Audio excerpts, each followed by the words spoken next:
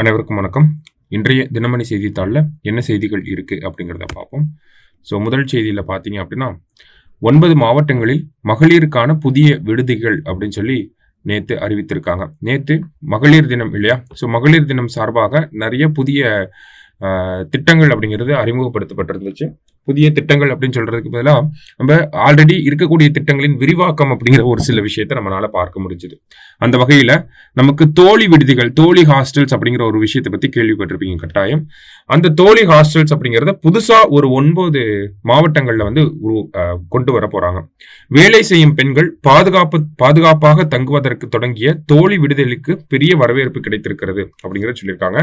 அதனால காஞ்சிபுரம், ஈரோடு, தர்மபுரி, சிவகங்கை, தேனி, கடலூர், நாகை, ராணிப்பேட்டை மற்றும் கரூர் மாவட்டங்கள்ல பார்த்தோம்னா மொத்தம் 9 மாவட்டங்கள்ல 72 கோடி ரூபாய் செலவுல 700 படுக்கைகளுடன் கூடிய புதிய தோழி விடுதிகள் அமைக்கப்படும் அப்படிங்கிறத தமிழக அரசாங்கம் சார்பில் நேத்து சொல்லியிருக்கிறாங்க. சரியா? மற்றபடி பார்த்தோம் அப்படின்னா ஒரு நிகழ்ச்சி நடைபெற்றது. அந்த நிகழ்ச்சியில பார்த்தோம்னா 1000 மகளிர் சுய உதவி குழுவினருக்கு அடையாள அட்டைகள் வழங்கப்பட்டுள்ளன அப்படிங்கறத கொடுத்திருக்காங்க. சோ மகளிர் சுய உதவி குழுவினருக்கு பார்த்தோம்னா அடையாள அட்டைகள் அப்படிங்கிறது வழங்கப்பட்டிருக்கு. இதனால என்ன பாசிட்டிவ்ஸ் அப்படிங்கறத அடுத்து வரக்கூடிய பாயிண்ட்ஸ்ல கொடுத்திருக்காங்க. சுய உதவி குழுவினர் தாங்கள் தயாரிக்கும் பொருள்களை கிராம மற்றும் நகர பேருந்துகளில் 25 கிலோ வரை கட்டணமின்றி எடுத்துச் செல்ல இந்த அட்டை உதவும். சோ செல்ஃப் ஹெல்ப் குரூப் தயாரிக்கக்கூடிய ப்ராடக்ட்ஸ் இருக்கு இல்லையா, அது 25 கிலோ வரைக்கும் நம்ம கிராமம் மற்றும் நகர்ப்புற பேருந்துகள்ல 25 கிலோ வரைக்கும் அந்த தனி சார்ஜ் இல்லாம நம்மளால எடுத்துட்டு போய்க்க முடியும். அதே மாதிரி பார்த்தோம்னா இந்த அட்டை மூலம் முதல்வரின் விரிவான மருத்துவ காப்பீட்டு திட்டத்தில் பதிவு செய்தவர்கள் பயன்பெறலாம் அப்படின்னு சொல்லி கொடுத்திருக்காங்க. ஓகேங்களா? முதல்வருடைய காம்ப்ரிஹென்சிவ் ஹெல்த் இன்சூரன்ஸ் ஸ்கீம் இருக்கு. ஓகேங்களா? சோ அந்த திட்டத்துக்கு கீழே பதிவு செஞ்சவங்களும் இதுல பயன்பெறலாம் அப்படிங்கறத சொல்லியிருக்காங்க. கூட்டுறவு வங்கிகள் மூலமாக பெறப்படும் பல்வேறு கடன்களை பெற முன்னுரிமை பெறலாம். கோஆபரேட்டிவ் சொசைட்டிஸ்ல நம்ம கடன்களை கேட்கிறோம் அப்படின்னா இந்த மகளிர் சுய உதவி குழுக்கள் கார்டு வச்சிருந்தோம்னா நமக்கு அந்த ப்ரிஃபரன்ஸ், அந்த முன்னுரிமை அப்படிங்கிறது வழங்கப்படுது. அதே மாதிரி பாத்தீங்கன்னா கோஆப்டெக்ஸ் பொருட்களுக்கு 5% கூடுதல் தள்ளுபடி, ஆவின் பொருட்களுக்கு குறைந்த விலை, இ சேவை மையங்களில் 10% சேவை கட்டணம் குறைவு உள்ளிட்ட சேவைகளை பெற இந்த அட்டை உதவும் அப்படின்னு சொல்லி கொடுத்திருக்காங்க.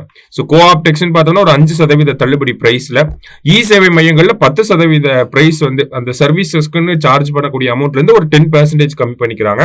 ஆவின் பொருட்களுக்கு இந்த மகளிர் சுய உதவி குழுக்கள் அட்டை வச்சிருந்தோம்னா குறைந்த விலையில வந்து அரசாங்கம் வந்து பண்ணி கொடுக்குறாங்க.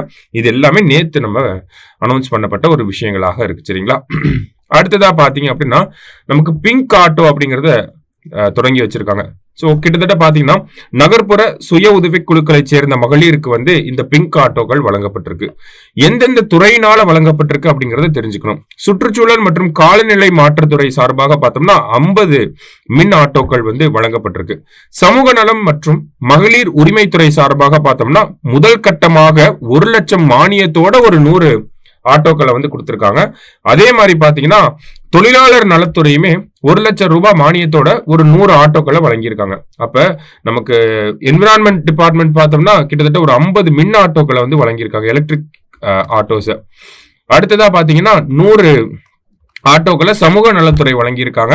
அதே மாதிரி 100 ஆட்டோக்களை தொழிலாளர் நலத்துறை வந்து வழங்கியிருக்காங்க. இது ரெண்டுமே பார்த்தோம்னா 1 லட்சம் ரூபாய் மானியத்தோட நமக்கு கொடுத்திருக்காங்க. சரிங்களா? மொத்தமா 250 மின் ஆட்டோக்கள் அப்படிங்கிறது நேத்து தொடங்கி வைக்கப்பட்டிருக்கு. சரிங்களா? பிங்க் ஆட்டோக்கள் அப்படிங்கிறது தொடங்கி வைக்கப்பட்டிருக்கு. சரியா? சோ அதுதான் நம்ம முதல் செய்தியில வந்து பாக்குறோம். முக்கியமான ஒரு சில விஷயங்களை கொடுத்திருக்காங்க. அடுத்ததா பாத்தீங்க அப்படின்னா தமிழகம் சார்ந்து இன்னைக்கு நிறைய செய்திகள் இருந்துச்சு. இங்க பாத்தீங்க அப்படின்னா இணையவழி விநியோக பணியாளர்கள் ஈஸ்ரம் தளத்தில் பதிவு செய்ய வேண்டும் அப்படின்னு சொல்லி கொடுத்திருக்காங்க. இது ஆக்சுவலி பார்த்தோம்னா பட்ஜெட்ல மத்திய அரசாங்கம் பட்ஜெட் 2025ல சொன்ன ஒரு விஷயம் தான் இது. ஈஸ்ரம் போர்ட்டல்ல கிக் ஒர்க்கர்ஸ், அதாவது பிளாட்ஃபார்ம் ஒர்க்கர்ஸை வந்து ரிஜிஸ்டர் பண்ண வைக்க போறோம். அதுக்கு கீழே ரிஜிஸ்டர் பண்ணிட்டாங்க அப்படின்னா பிரதான் மந்திரி ஆயுஷ்மான் பாரத் திட்டம் இருக்கு இல்லையா, ஆயுஷ்மான் பாரத் பிரதான் மந்திரி ஜன் ஆரோக்கிய யோஜனா 5 லட்சம் ரூபாய் நமக்கு ஹெல்த் இன்சூரன்ஸ் கிடைக்குது இல்லையா. சோ ஈஸ்ரம் போர்ட்டல்ல ரிஜிஸ்டர் பண்ணக்கூடிய இந்த இணையவழி விநியோக பணியாளர்களுக்கு இந்த பெனிஃபிட் கிடைக்கும் அப்படிங்கறத சொல்லியிருக்காங்க. ஓகேவா, ஈஸ்ரம் போர்ட்டல் அப்படிங்கிறது ministry of labour and employment கீழே வரக்கூடிய ஒரு போர்ட்டல். அதாவது நமக்கு ஸ்விக்கி ஒர்க்கர்ஸ், ஜொமேட்டோ ஒர்க்கர்ஸ் இவங்களதான் இணையவழி விநியோக பணியாளர்கள் அப்படின்னு சொல்றோம். இங்கிலீஷ்ல பாத்தீங்கன்னா கிக் ஒர்க்கர்ஸ் அப்படின்னு சொல்லுவாங்க. இவங்க ராபிடோ ஓட்டுறவங்க, இந்த ஓலா டிரைவர்ஸ், இவங்க எல்லாத்தையுமே சேர்த்து இந்த போர்ட்டல்ல ரிஜிஸ்டர் பண்ணுங்க அப்படிங்கறத மத்திய அரசாங்கம் வந்து ஒரு வேண்டுகோளா விடுத்திருக்காங்க. சரியா, ஏன்னா இந்த கிக் அண்ட் பிளாட்ஃபார்ம் ஒர்க்கர்ஸ் அப்படிங்கிற இந்த டைப் ஆஃப் செக்டார்ல பாத்தீங்கன்னா வேலை வாய்ப்புகள் அப்படிங்கிறது ரொம்ப அதிகமா வளர்ந்துகிட்டே இருக்கு. நித்தி ஆயோகோட கூற்றுப்படி பாக்குறப்ப தற்போதைக்கு இந்த ஒரு செக்டார்ல 1 crore ஒர்க்கர்ஸ் வந்து இருக்காங்க. 2029-30 பார்த்தோம்னா கிட்டத்தட்ட 2.35 crore ஒர்க்கர்ஸ் வந்து இந்த ஒரு செக்டார்ல மட்டும் என்கேஜ் ஆகி இருப்பாங்க அப்படிங்கறத சொல்லியிருக்காங்க. அதே மாதிரி பார்த்தோம்னா பெண்களுக்கும் இது ரொம்ப சாதகமா இருக்கு. இப்ப ராபிடோல பாத்தீங்கன்னா பிங்க் பைக் அப்படிங்கிற ஒரு ஆப்ஷன் இருக்கும். ஓகேங்களா, சோ அதுல விமன் கேப்டன்ஸ் தான் வருவாங்க, பெண்கள் தான் வண்டி ஓட்டிட்டு வந்து அந்த பெண்களை வந்து கூட்டிட்டு போவாங்க. சரியா, சோ இந்த மாதிரியான ஆப்ஷன்ஸ் எல்லாம் இருக்கனால என்ன ஆகுது அப்படின்னா இந்த செக்டார் அப்படிங்கிறது நல்லா டெவலப் ஆகுது. நமக்கு ஜெப்டோ அப்படிங்கிற ஆப்லாம் இருக்கு, பக்கத்திலேயே நம்ம பொருட்களை வந்து பரிமாறிக்கொள்ளலாம். சோ இந்த மாதிரியான விஷயங்கள்லாம் இருக்கனால இந்த ஒரு செக்டார் நல்லா க்ரோ ஆகுது. ஸோ அந்த செக்டார் க்ரோ ஆகிறப்ப அவங்களுக்கான அந்த சோசியல் செக்யூரிட்டி பெனிஃபிட்ஸ், அவங்களுக்கு பென்ஷன் கொடுக்கறது, ஹெல்த் இன்சூரன்ஸ் கொடுக்கறது, பெய்டு லீவ் கொடுக்கறது, இந்த மாதிரியான பிரச்சனைகளை பத்தி அதிகமா பேசிக்கிட்டே தான் இருக்காங்க. அதுல ஒரு விஷயமா ஹெல்த் இன்சூரன்ஸ் அப்படிங்கறத வழங்க போறாங்க. சரியா, அதுதான் இங்க கொடுத்திருக்காங்க, ஈஸ்ரம் போர்ட்டல்ல பதிவு செய்யணும் அப்படிங்கறத. அடுத்ததா பாத்தீங்க அப்படின்னா நமக்கு சாகித்ய அகாடமி விருது, இது ஆல்ரெடி நம்ம பார்த்திருப்போம். விருதை வந்து அனௌன்ஸ் பண்ணப்ப பார்த்திருப்போம் டிசம்பர் மாசத்துல. இப்ப இந்த விருது வழங்கக்கூடிய நிகழ்ச்சி அப்படிங்கிறது நடந்திருக்கு. சரிங்களா, சோ தமிழ் மொழியை பொறுத்த வரைக்கும் பார்த்தோம்னா வெங்கடாச்சலபதி அவர்களுக்கு இந்த சாகித்ய அகாடமி பரிசு அப்படிங்கிறது வழங்கப்பட்டிருக்கு.